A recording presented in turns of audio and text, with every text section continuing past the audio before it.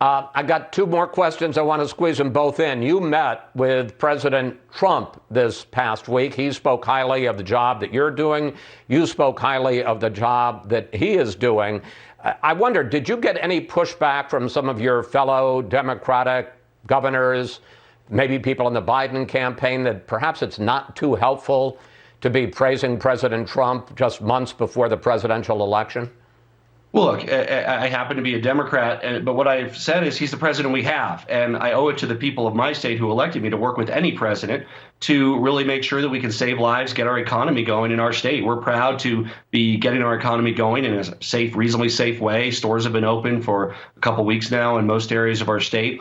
We're doing this thoughtfully. We're doing this carefully. We value our partnership with the federal government. There's a time for elections. There's a time for politics. This isn't it. It's a time for managing the crisis together, and I'm doing my best to get it done.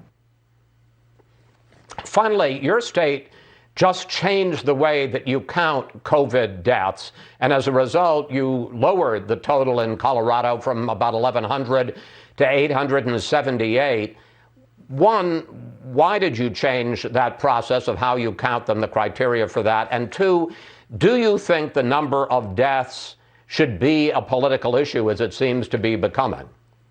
No, in fact, one of the reasons that we wanted to make sure we reported it out in a better way is to inspire confidence so that it wouldn't be politicized, Chris. These are deaths that should not be politicized. The CDC criteria include anybody who has died with COVID-19. What the people of Colorado and the people of country want to know is how many people died of COVID-19. In our state, about 900 have died from COVID-19 on their death certificate or from the attending physician. About 1,100 have died with it. That those 200 in the middle, it might have been a contributing factor, but it wasn't deemed the sole factor or the only factor in their death.